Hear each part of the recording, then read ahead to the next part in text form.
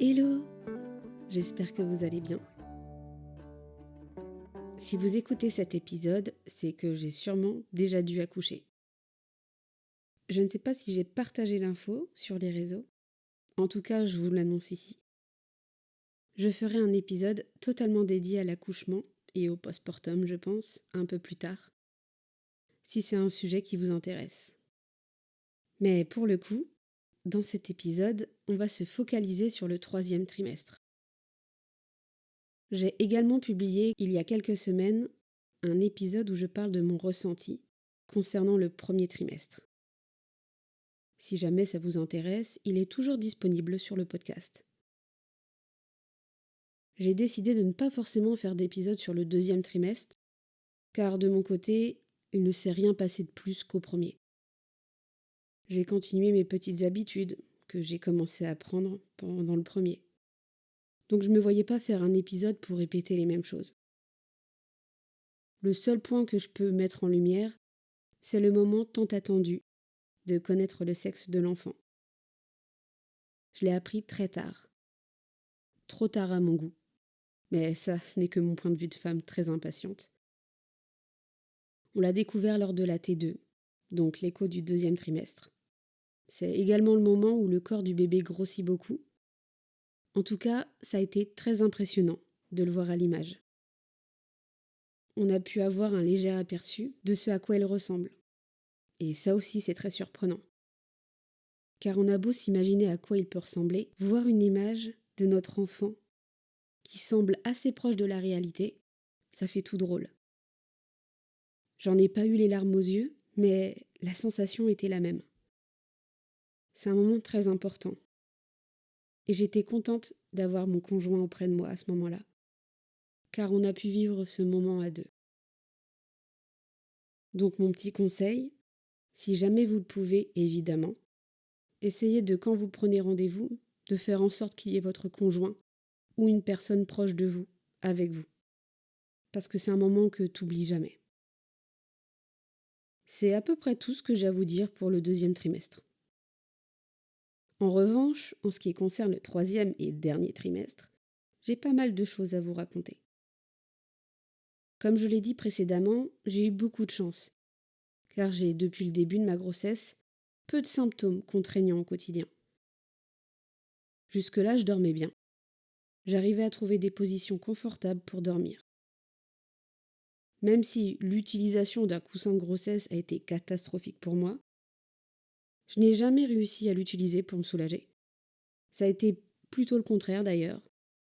J'en ai passé des nuits blanches à essayer de trouver des bonnes positions confortables avec, en vain.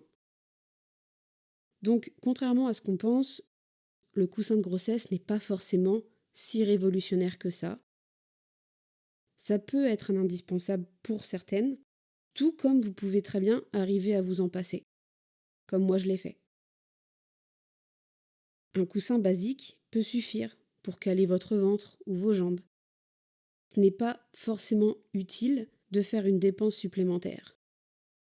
Après, chacun fait comme il veut et comme il peut.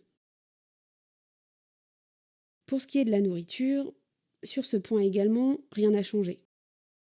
J'ai continué de manger ce qu'il me plaisait, en prenant en compte les contre-indications, en essayant de manger plus équilibré, en prenant en considération aussi certaines envies soudaines. J'ai pris des vitamines pour femmes enceintes, en supplément, et j'ai eu la mauvaise idée de me faire des jus d'orange pressés. Pire erreur. C'est en discutant avec ma sage-femme que j'ai compris quelle était cette erreur, puisque j'ai commencé à avoir des remontées acides, d'une intensité que je n'avais jamais connue jusqu'à présent.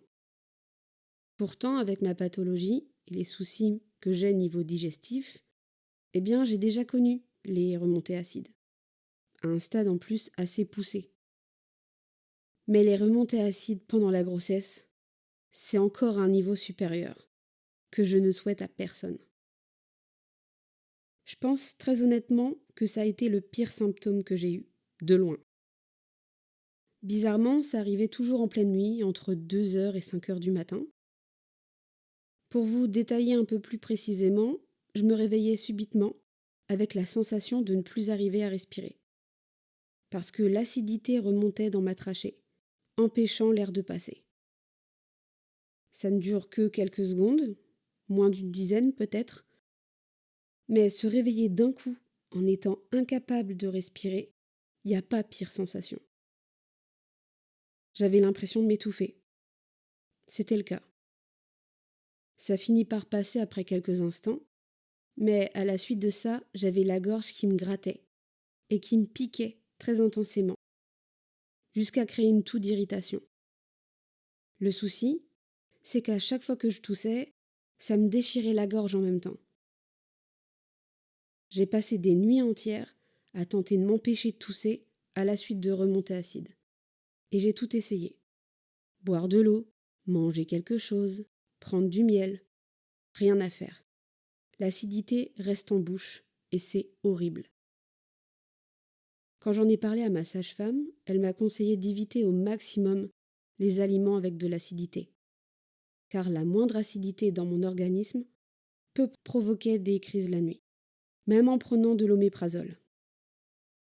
Et depuis que j'ai arrêté de boire des jus d'orange pressés, je n'ai plus eu de crise. Heureusement, car c'était vraiment l'enfer à vivre. Surtout que ça a détruit mon rythme de sommeil. Et le sommeil, quand t'es enceinte, c'est primordial. Donc voilà mon petit conseil, évitez au maximum les aliments acides et ne faites pas comme moi avec des jus d'orange pressés, même si c'est très bon. J'ai remarqué que mon nez avait légèrement grossi. Alors quand j'en parle à mon entourage, ils n'ont pas cette impression. Mais bon, j'estime que je connais mieux mon nez que personne, vu que je le vois depuis 30 ans maintenant, et je peux vous confirmer qu'il a légèrement grossi. J'ai entendu dire qu'avec les hormones, le corps de la femme change durant la grossesse. Ça peut être le nez, un peu gonflé, comme moi, ou avoir les pieds qui continuent de pousser. Dans mon cas, c'était le nez. Ce n'est pas si choquant que ça. En tout cas, ça m'a pas créé forcément de complexe. Mais je tenais à le noter parce que c'est un symptôme que je retrouve pas souvent. Un autre symptôme dont je vois personne en parler, qui n'est pas forcément glamour, mais qui pourrait vous surprendre, c'est le fait de transpirer énormément la nuit. J'avais jamais fait ce constat-là avant le 3e trimestre. Et c'est à partir du 7e mois où j'ai commencé à me réveiller la nuit en sueur, sans pour autant avoir trop chaud. Et ça ne s'est jamais stoppé depuis. Le truc relou avec ça, quand tu transpires la nuit, c'est qu'une fois que t'es trempé de sueur, tu peux vite attraper froid. Donc, j'ai pris l'habitude de changer de t-shirt en pleine nuit. Pas top, mais j'avais pas vraiment le choix. N'hésitez pas à me dire si ça vous est déjà arrivé à vous également. Je pense ne pas être la seule dans ce cas-là. Mon deuxième plus gros symptôme, qui s'est développé pendant le 3e trimestre, et dont tout le monde parle, ce sont les douleurs ligamentaires. J'en avais déjà eu tout au long de ma grossesse, mais rien d'handicapant. Rien de très douloureux, on va dire. Jusqu'à arriver au 8e mois. C'est là où elles se sont accentuées. Quand je voyais les autres femmes en parler, je me disais que ça ne devait pas être si douloureux que ça, puisque j'en avais de temps en temps et j'arrivais à les gérer. Sauf qu'avec le ventre qui s'arrondit de jour en jour, j'ai vite compris mon erreur. Les douleurs ligamentaires du 3e trimestre sont vraiment, vraiment difficiles à vivre. En fait, c'est ce qui te ralentit pour tout dans ton quotidien. Ça tiraille en bas du ventre. De ce fait, tu as du mal à t'allonger, à te retourner dans le lit. Tu douilles à chaque fois que tu essaies de te redresser. Encore plus quand tu veux te lever. Et les premiers pas que tu fais une fois debout, t'as l'impression de devoir réapprendre à marcher. C'est aussi le moment où tu marches très lentement, les jambes écartées, tel un pingouin sur sa banquise. Personnellement, ça ne m'a pas empêché de sortir en extérieur, quitte à ce qu'on me regarde mal. Parce que oui, j'en ai vu des gens juger ma manière de me déplacer, comme s'ils n'avaient jamais vu une femme enceinte. Bref, c'est un autre sujet. Et puis le regard des gens, quand t'es à ce stade-là de la grossesse, et que tout devient galère au quotidien, tu t'en fous un peu. Ça te passe au-dessus. En tout cas, pour moi, ça l'était. À l'heure où j'enregistre cet épisode, je n'ai pas l'impression d'avoir eu des contractions ou de fausses contractions. Du moins, j'en ai peut-être eu, mais je n'ai absolument rien senti. Je ne sais pas si ça m'effraie vraiment. J'essaie de m'imaginer à quoi ça peut ressembler, la douleur d'une contraction. Je ne pense pas en être effrayée, puisque c'est quelque chose dont je me suis bien préparée avec ma sage-femme, d'où l'importance de faire les cours de préparation à la naissance. Je me sens plus sereine, mais il y a toujours ce côté où j'aimerais savoir à quoi ça ressemble, la sensation. Car, pour le moment, je ne peux me référer à rien du tout. J'ai pas de moyen de comparaison. Après, j'imagine que ce n'est pas plus mal comme ça. Ça veut dire que mon enfant se développe bien. Je ne suis pas forcément pressée à l'idée qu'il arrive, même si j'ai hâte de le voir. J'aimerais pouvoir terminer de m'organiser pour le podcast et pour tous les projets que j'ai à côté. Pour que le moment venu, je puisse tout mettre sur pause et me consacrer à mon enfant. Mais je sais que cette décision est hors de ma portée. C'est aussi ça qui est déroutant, car à partir de maintenant, je pourrais accoucher n'importe quand. Ça pourrait être demain, comme dans 2 semaines. Et il n'y a rien que je puisse faire. La seule hantise que j'ai, c'est de ne pas réussir à être assez en forme le moment venu. Avec mes soucis de sommeil, j'ai accumulé tellement de fatigue. Et je sais que j'aimerais être au meilleur de ma forme le moment venu, comme la plupart des femmes, j'imagine. Pour le moment, il n'est pas prévu que je fasse de césarienne. En tout cas, rien ne le présage. Après, je ne suis pas contre, si sur le moment, c'est nécessaire. Tout comme je ne souhaite pas forcément avoir de péridurale. Mais si j'en ressens le besoin, je n'hésiterai pas à la demander. Je ne me refuse rien. Je pars du principe où les soignants sauront quoi faire, quoi me conseiller. Je ne veux pas me mettre la pression. Je pense que le moment venu, j'aurai tellement à gérer, donc ça serait me stresser, me fatiguer davantage maintenant pour rien, puisqu'on ne peut rien prédire à l'avance. La seule chose que je peux faire, et que je dois terminer, c'est mon sac et ma valise de maternité. D'ailleurs, je sais qu'il y a des femmes qui n'arrivent pas à faire la distinction entre le sac et la valise. Je vous rassure, il y a encore quelques jours, je ne savais pas non plus. Le sac de maternité est à prévoir uniquement pour la salle d'accouchement.